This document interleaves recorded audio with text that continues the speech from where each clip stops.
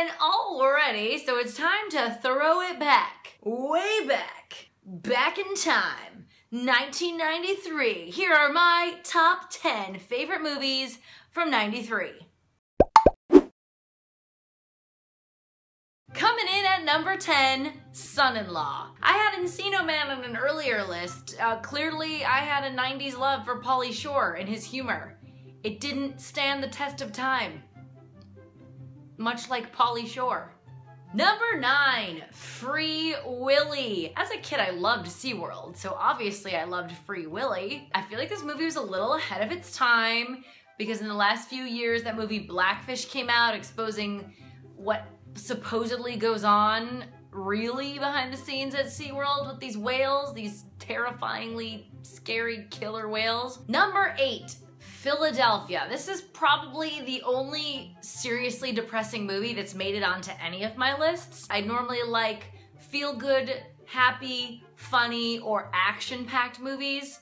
Philadelphia is none of those. It's depressing, but it's really good, and Tom Hanks is so good in it, and it gave us that great song by Bruce Springsteen. Or maybe that song came first. What came first, the song or the movie? Maybe the song. Number 7, The Fugitive. Harrison Ford gets framed for his wife's murder and he escapes from prison, right? That's the plot. Yeah, and he jumps off that waterfall.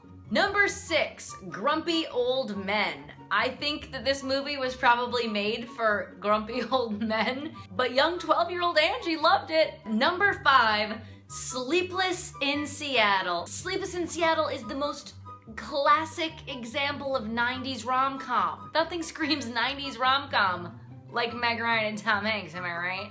Number 4, Mrs. Doubtfire. I loved Mrs. Doubtfire, and I remember seeing it shortly after my own parents got a divorce, and so the movie really struck a chord with me. My dad never dressed up like a nanny to spend time with me because I was allowed to spend as much time with him as I wanted. But I remember liking the movie at the end because they didn't get back together, and I thought that that seemed realistic. At that young age, I appreciated that. I was so mature.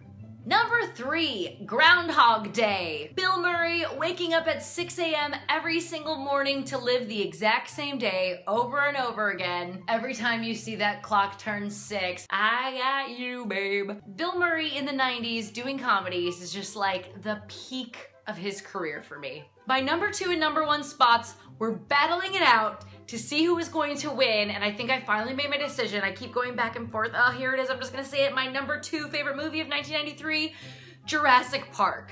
Jurassic Park is one of my all-time favorite movies. It's on my top 10 list of favorite movies ever. So I wanted to make it number 1, but also the actual one I made number 1 is on my list of all-time favorite movies. So it was a really difficult decision. But anyway, I'm so excited for Jurassic World. Even though the dialogue looks so cheesy and the script sounds stupid and terrible, I'm so excited because I love Jurassic Park and I will go see whatever remake sequel is done with it. I just love the dinosaurs. And finally, my debated in my own head, but finally made decision, top movie of 1993 is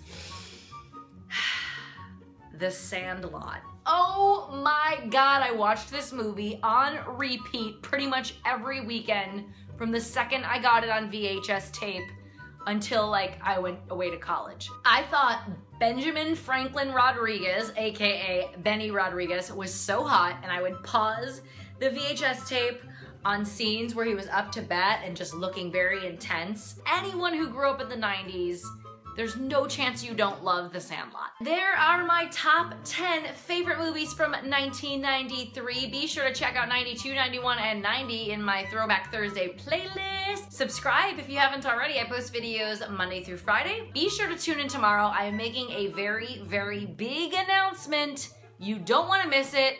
Has to do with the paint on the walls. I promise it's more exciting than the paint on the walls. But be sure to tune in tomorrow, and I'll see you guys then.